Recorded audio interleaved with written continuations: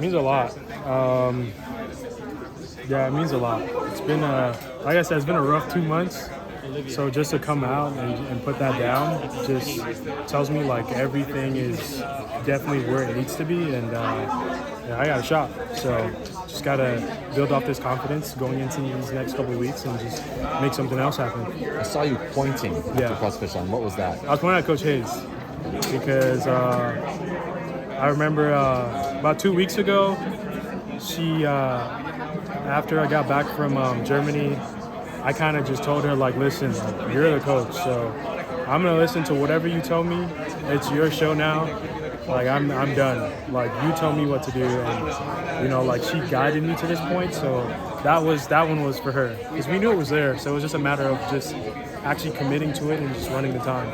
Did you almost no training for 8 weeks or very little? It was like very, very little because I couldn't really do much. My quad was pretty jacked up, so it was a really, really tough 8 weeks. How do you account for not having reps doing for 8 weeks and then running like 56 times? It's tough. Like I'm sore right now. So like yesterday I was like, man, like this morning I woke up and we've been talking all day, and I was telling my coach, like, listen, my hamstring is really sore because that's 30 hurdles in 3 days, and I haven't ran since May 5th, so it was tough. I felt pretty flat today, going back to back to back.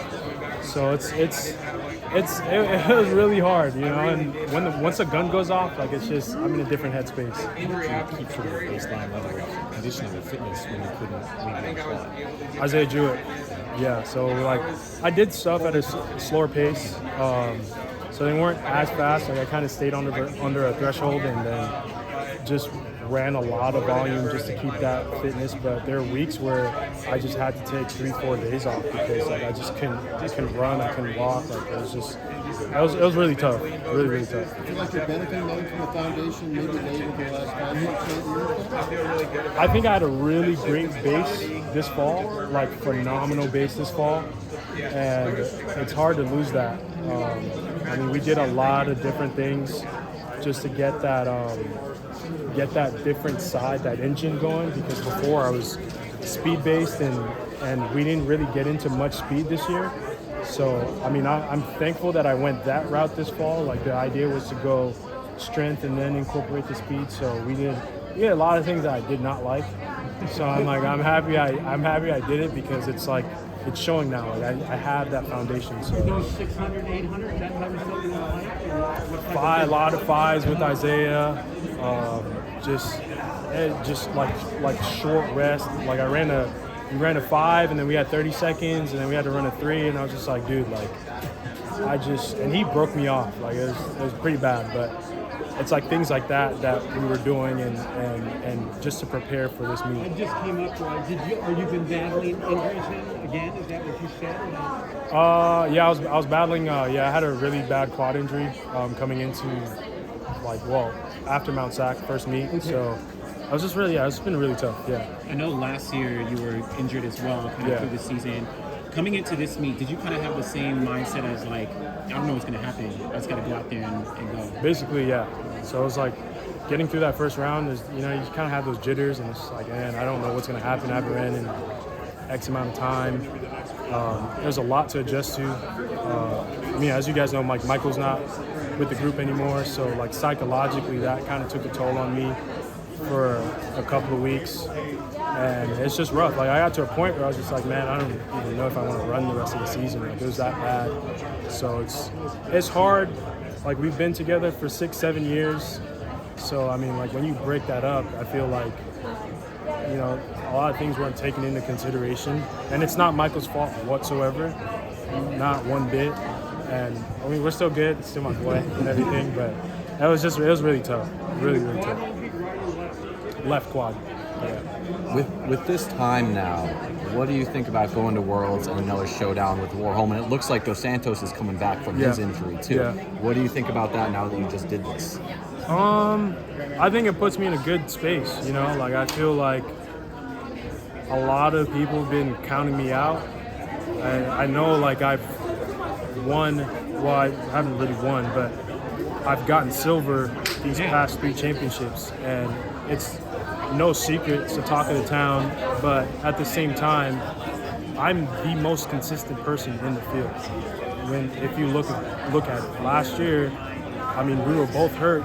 I medaled, so it's just one of those things where it's just like, at a certain point, like, you got to give me my respect, at the end of the day. And, I mean, I don't really find fulfillment off of what other people say, but it's just like, when the peanut gallery is talking about you and they haven't really been there, it's just like, dude, sit down. Like, you haven't been here. You guys don't run the times that we're running at all. Like, it's hard to maintain this level of competitiveness and running fast, and like you guys see, it's taking its toll on everyone. Like, we've had championships back to back to back. Dudes are hurt. Like, it's hard to do this at this level and keep everyone happy, and everyone's like, hey, you guys need to compete against each other, and it's just like, dude, like, you can't peak every single year, especially U.S. athletes, where we don't have the discretion of saying, like, yeah, right, we like you, you're on the team. Like, that does not happen here. So you have to come out here, peak again in August, and then we got to turn around next year and do the same thing again. It's impossible, Like, I mean, I think we should have skipped the World Championship, but that's a conversation for another day. You talked about this is being maybe the hardest podium to make. Yeah. In this big track. What have you learned at the Olympics and the World Championships last year? The Olympics so close. About what it might take to close that gap and to win so bad. I just had to get out. Like, I'm the fastest person in the field, and I think before it was like the inexperience and getting in it and not really committing to it. But I think now I know what to expect. Like, I know what it looks like. I know what it feels like. And it's just about getting in it early, because I know my back half is ridiculous. So it's just about getting in and feeling comfortable. And I think I made steps towards that today. And like, I'll work on it. Like, I haven't ran for 8 weeks. It's like, I got to go back and work on this some more. And I just kind of been at a disadvantage going into every championship, besides the Olympics.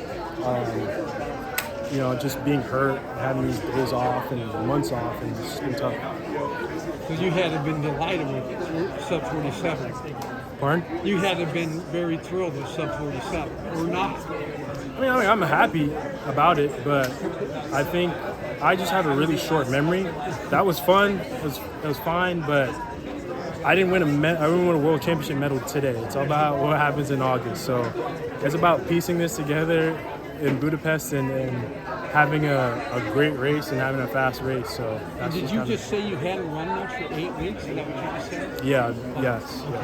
Congratulations. Thank you. Do you feel like you just kind of put yourself in bubble wrap until Worlds and not really race, or just train? Or like, how do you, when you're coming off injury like this, how do you prepare for Worlds? I really want to go to Monaco. I really want to go to Monaco because everyone's running in Monaco. So I'm going to put that out there. I wanted to go to Oslo this year too, but I couldn't because obviously I was hurt.